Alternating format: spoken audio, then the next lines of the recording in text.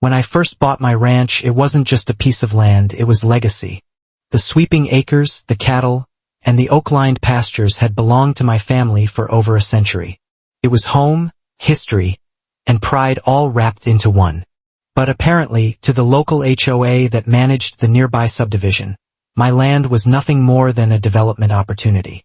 One afternoon, a group of HOA board members marched up my driveway in their polished SUVs.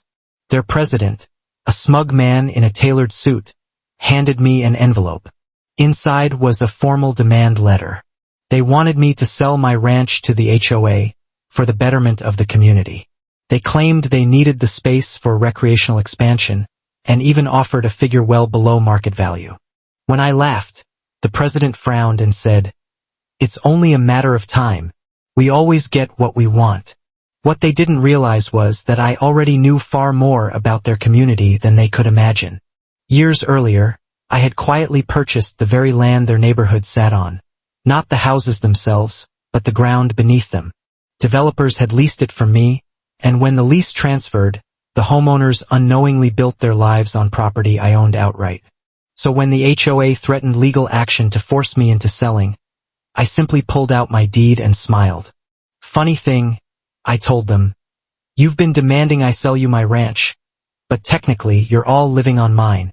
Their faces went pale as the reality sank in. I filed notice the next week.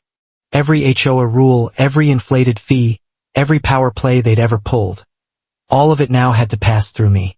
The board crumbled as furious residents turned on their leaders for provoking the fight. Instead of losing my ranch, I gained leverage over their entire neighborhood. Now, the HOA works differently. Fees are fair. Homeowners are actually heard. And bullying tactics? Gone. My ranch still stands strong, untouched, while the neighborhood thrives under new rules of respect. The lesson is simple. Never underestimate who you're trying to push around.